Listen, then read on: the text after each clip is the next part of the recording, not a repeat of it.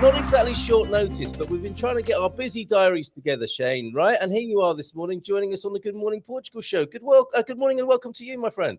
Yeah, no, thanks for having me on, for sure. And where are you in Portugal this morning? I'm guessing maybe in the capital? Yeah, so I'm in Lisbon. I'm in Lisbon. Right, okay. And show this picture here. What a formidable bunch of gentlemen. The Dads and Some Dudes, a Portugal expat initiative. Tell us about it, if you will, please, Shane. Yeah, so I've been in Portugal, I guess about 6 months. So I moved from Kentucky, and really this whole group or initiative, if you will, actually started by accident. We probably, I'd say 9, 10 months ago, I noticed that, anybody who is looking to come to Portugal or in Portugal, you've went through some of the Facebook groups to some extent. And I noticed that a lot of the conversation, or a majority of the conversation, is kind of driven by moms or women. And I said, let me just see what kind of dads are there. I'm a networker by default, just through my professional life. And so I dropped a Zoom link into a couple of the groups and just said, hey, if any dads want to hop on, have a conversation, let's do that. And holy cow, I could not have anticipated the response. And ironically, most of the response was from the wives or girlfriends of saying, hey, can I send this to my husband? So it started, that's kind of how it started. And then I said, I don't really want to keep up with a spreadsheet and keeping up with all these people. So let me create a Facebook group really quick. It wasn't really my intention, but we did that. And now we've got a group of 170 or so dads or dudes. Wow. Yes. Yeah. And what's the aim of the group? To bring the dads together, to network together, a bit of mutual support for the dads, but also for the kids as well. Yeah. So we're what I would say is we want to be probably very different than every other expat group that exists out there, and I don't say that just to say it. We're not looking to collect a bunch of members. We want quality over quantity. And yes, a big part of, I feel blessed. I'm genuinely blessed in the 6 short months that I've been here to very much make Portugal home. Professionally, I have a lot of things going on, and it's all kind of happened organically. And I don't want this to just be a thing of, as an expat, I just come here and take, or this group, we just come here and take. We actually want to give back. So that's actually a large part of what we discuss and what we're looking to do, and roll out some different charities and some different nonprofit stuff, and just some different ways we can be here as expats, help out and to kind of pay it forward, whether it's knowledge and ideas within the entrepreneurial community, or so on. That is fantastic. We are so on the same page. Can I introduce you then to a few of the community here who I think will be very interested in what you're saying, Shane? And I do love this, how you're positioning this. It can be quite dismal, can't it, being on social media with groups that are created just to sell stuff or to grow the biggest group, and then you lose the intimacy and the power of it there. So I really resonate with what you're saying there. Deagle saying, bon dia, Carl and Gumpers, from a cold, dry 5 degrees overnight. You might want to have a look at these comments as well on the screen here, Shane.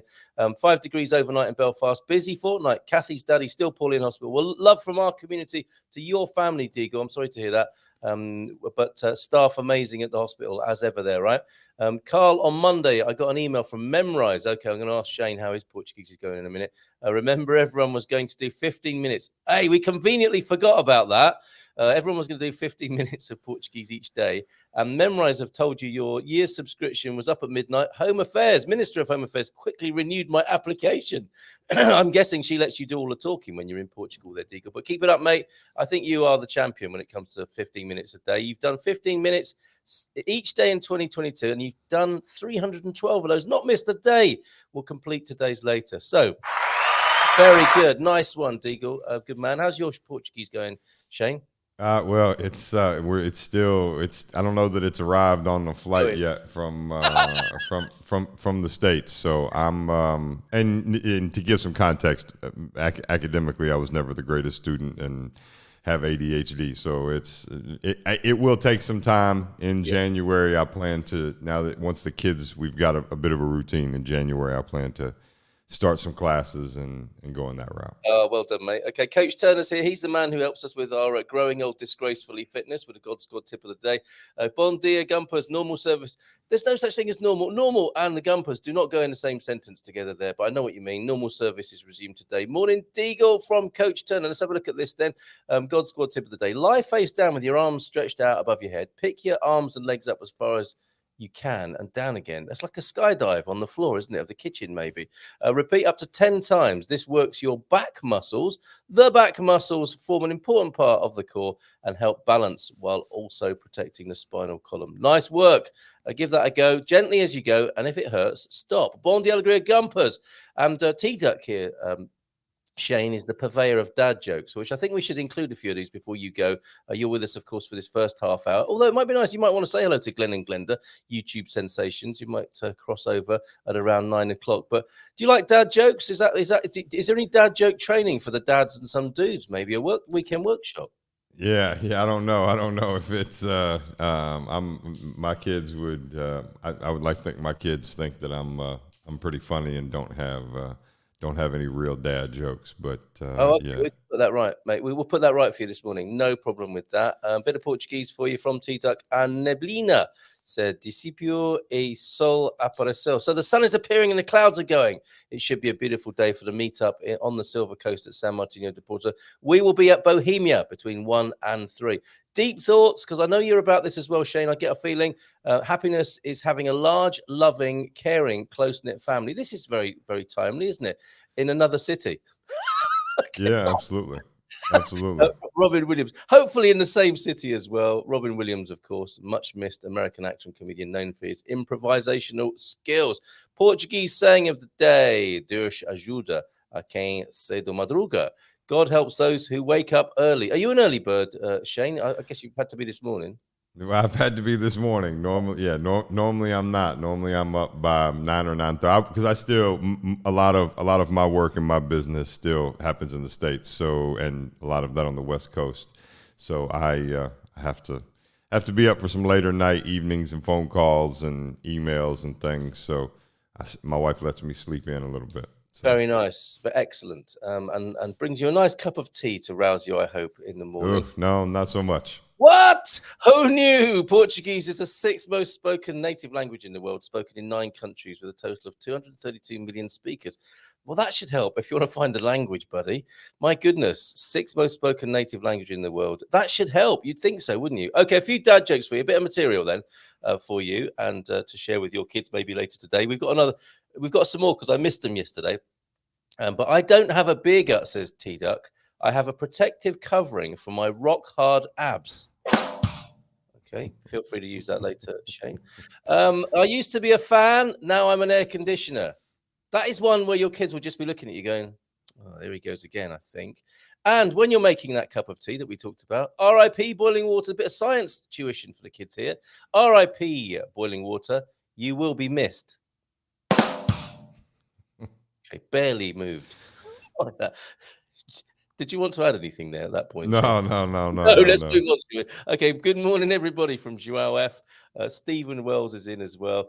T-Duck, it was a tornado in Lisbon yesterday. Yes, with all that rain as well. And remember, says Garvo, what we said yesterday about storms. The sun is shining brightly this morning. I can get that guttering fixed now for the next... Oh, my goodness. So you've been battered in Al Viagra then overnight or yesterday.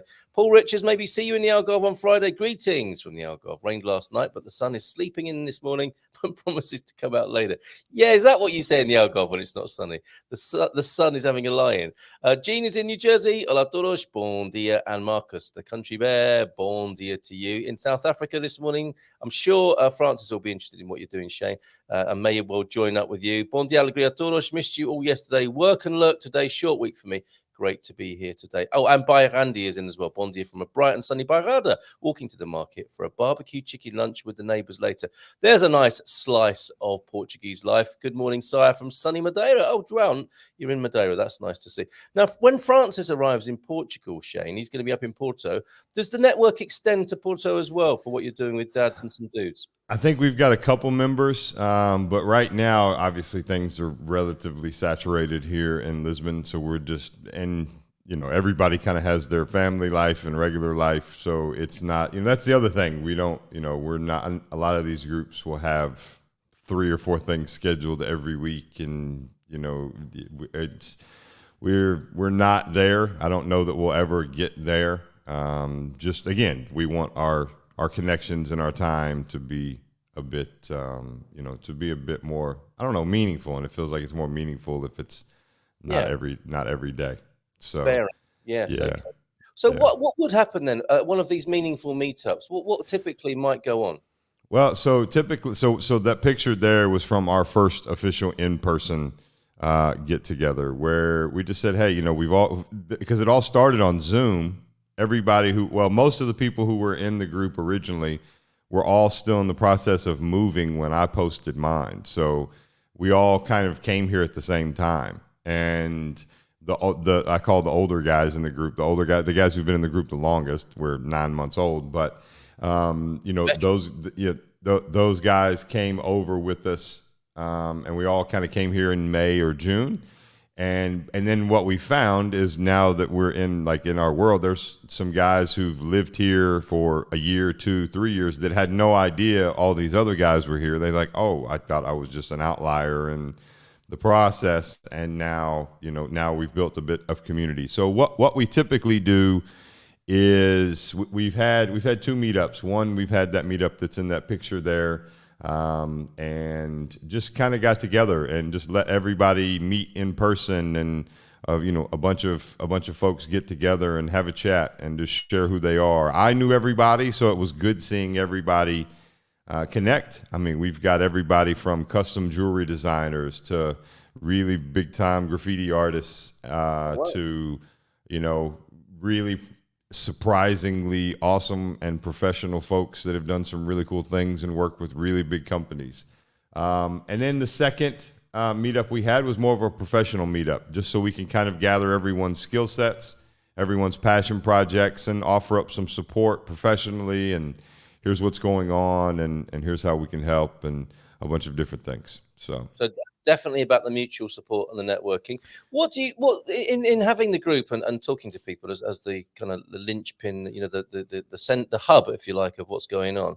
What do you think are the issues then for expat dads that that you're particularly helping with and that need addressing, maybe?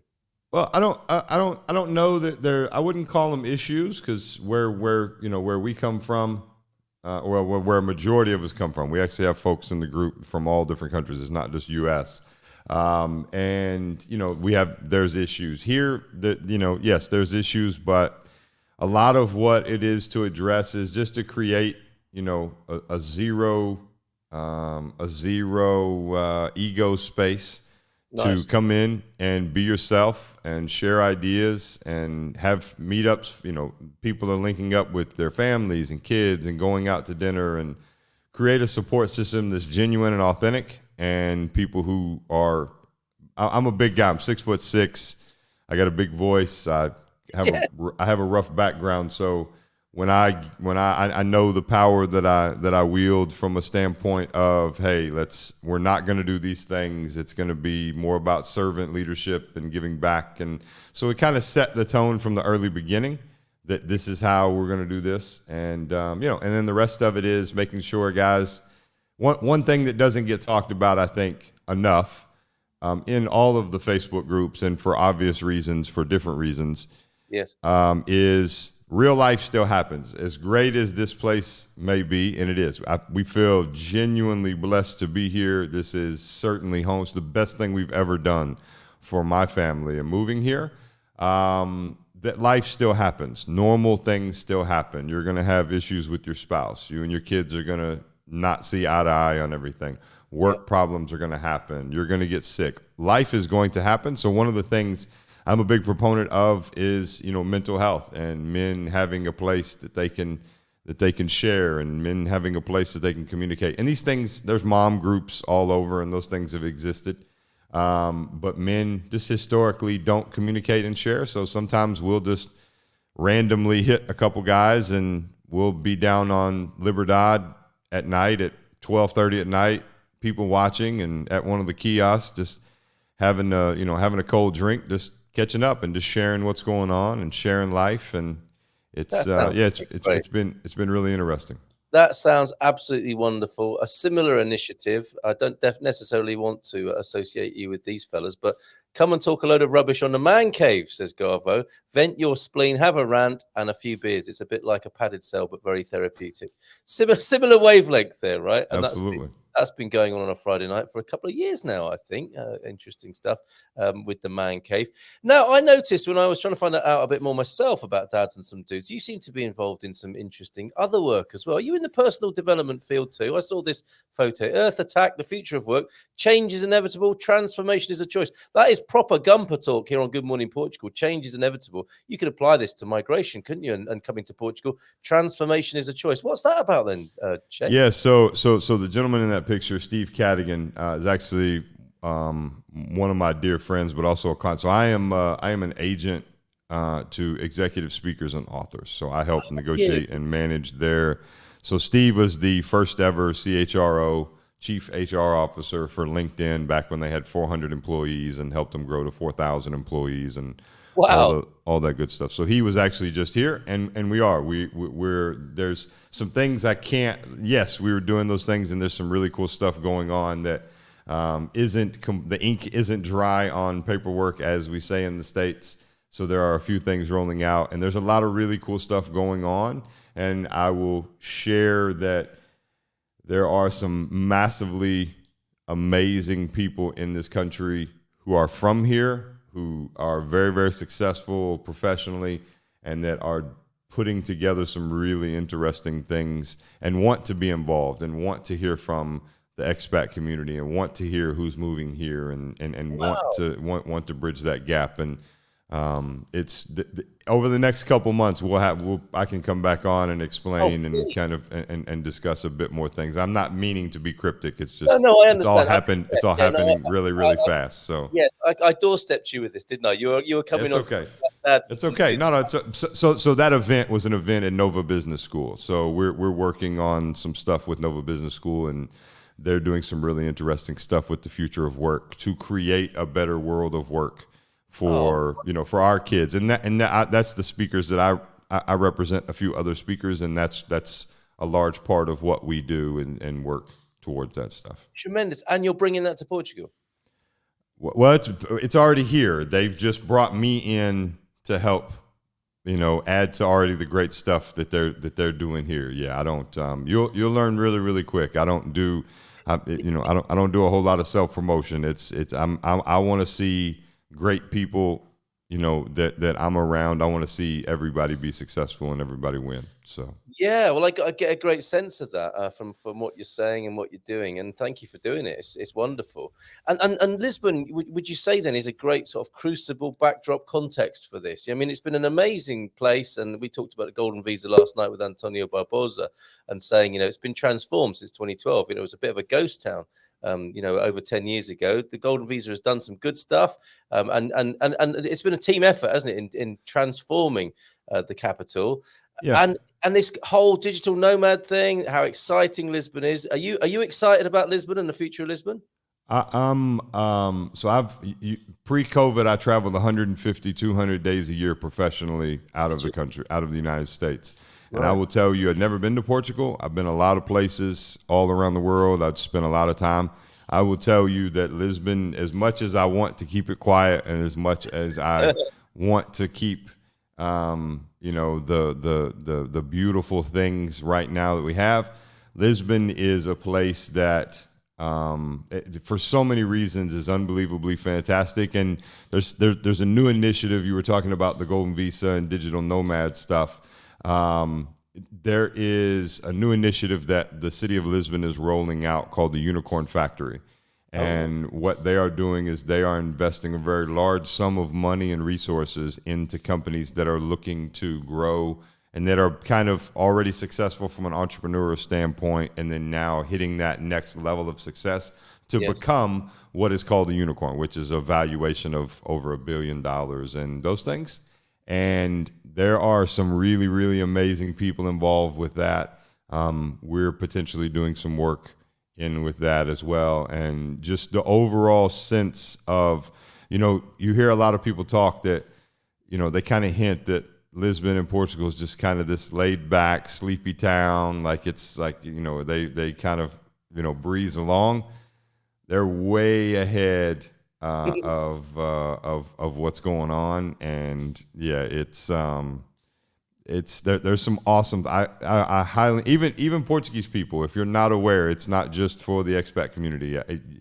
Do some research on the Unicorn Factory and what's going on, and it will pay massive ROI to the community for years and years and years and years to come. How incredible! And presumably they launched it at Web Summit. They did, yeah. So they actually announced it. It's kind of been, if you're in Lisbon, they're doing a lot of branding. So there's signs everywhere on every corner doing it. They've just bought over in the area called Bito. There's an old factory. Oh, it's wonderful over there, isn't it? Yes. That's really the heart of it. This is in Startup Lisboa and all of that initiative. Yeah, so they're turning this old factory into an area where you just there's restaurants you can go there and eat. So even if you're not even a part of the community, you can go in and grab a bite to eat and just kind of see what's going on and feel the energy. It's very much a play to continue the growth into what a lot of people call Lisbon, and that's the Silicon Valley from an innovation standpoint and entrepreneurship standpoint of Europe. And I work with a lot of governments and a lot of national governments around the world, and there's some amazing things here. But you can imagine as well, can't you, at the meeting when they were chucking around a few ideas, and somebody said, "I've got this idea, the Unicorn Factory." That's what it's called, right? The Unicorn Factory. Yeah. Your original thought is, hold on a minute, do we really want people flying into Lisbon and thinking we make unicorns here? And why not? Why not? It's a mythical creature, isn't it? And of course, it is $1 billion valuation company as well. What a fantastic aspiration to have for the capital. Yeah, it's the energy here. There is there's a lot of buzz and a lot of energy, and I've been to a lot of places, and I've spent a lot of time in a lot of places, and I'm not just saying it because I live here, and I'll be honest. There are often times when people ask me, about my experience so far, and I almost feel a little bit guilty of sharing because I know it comes off as I'm embellishing, or I know it comes off as I'm, exaggerating what it really is. But this place is, I can only speak for Lisbon. I can only speak for the community of kids and what I know. And if you've got a family and the tight knit community. I mean, I've got family. It's an amazing, amazing place. It really, really is. True. And look, Lisbon is. Oh, good morning, Victoria, and Anna as well. See you later. And St. Catherine is with us this morning. See you later as well, Catherine. We'll pop and see you. But look at this. Francis in South Africa. Lisbon is lit. So much going on there. They're the next San Francisco. Just my take. Interesting. And a question for you: can soon-to-be expat dads join your group too? Yeah, so it's dads and dudes. So originally it started out as dads, and then we did have some gentlemen come to us and said, "Look, I don't have kids, but I'd love to be a part." And so absolutely, yeah, that's where the dudes part came in. Absolutely, pop in, and we'd love to have you a part. You've inspired him. Man, going to listen again. I lurked a little far away. People tune in and they're a bit distracted, halfway between work and tuning in. But you lured him completely to the screen this morning, Shane. Thank you for being here. I'm locked into the convo now. Pam's in as well. Shane, thank you so much. I do want to introduce you to some other sensational expats, if I may. Let's give them a round of applause before you go.